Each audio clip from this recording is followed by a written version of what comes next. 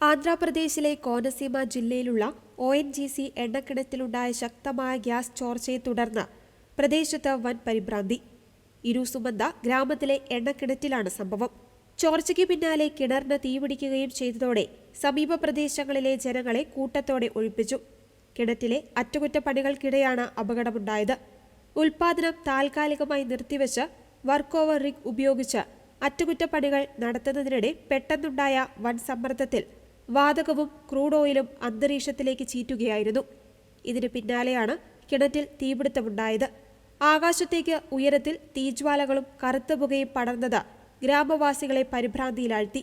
അപകടത്തെ തുടർന്ന് പ്രദേശത്തെ 3 ഗ്രാമങ്ങളിൽ അധികൃതർ അതീവ ജാഗ്രതാ നിർദ്ദേശം നൽകി. സ്റ്റൗ കത്തിക്കരുതെന്നും ഉച്ചഭാഷിണിയിലൂടെ നിർദ്ദേശം നൽകി.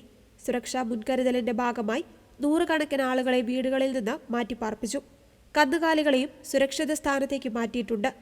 ONGCയിലെ വിദഗ്ധ സംഘവും അഗ്നിശമന സേനയും സ്ഥലത്തെത്തി തീ നിയന്ത്രണ വിധേയമാക്കുവാനുള്ള ശ്രമങ്ങൾ തുടരുകയാണ്. മുതിർന്ന ജില്ലാ ഉദ്യോഗസ്ഥരും സ്ഥലത്ത് ക്യാമ്പ് ചെയ്ത സ്ഥിതിഗതികൾ വിലയിരുത്തുന്നുണ്ട്. പ്രദേശത്തേക്കുള്ള ഗതാഗതം പൂർണ്ണമായും തടഞ്ഞു. ഇതുവരെ ആർക്കും പരിക്കേറ്റതായി റിപ്പോർട്ടുകൾ പുറത്തുവന്നിട്ടില്ല.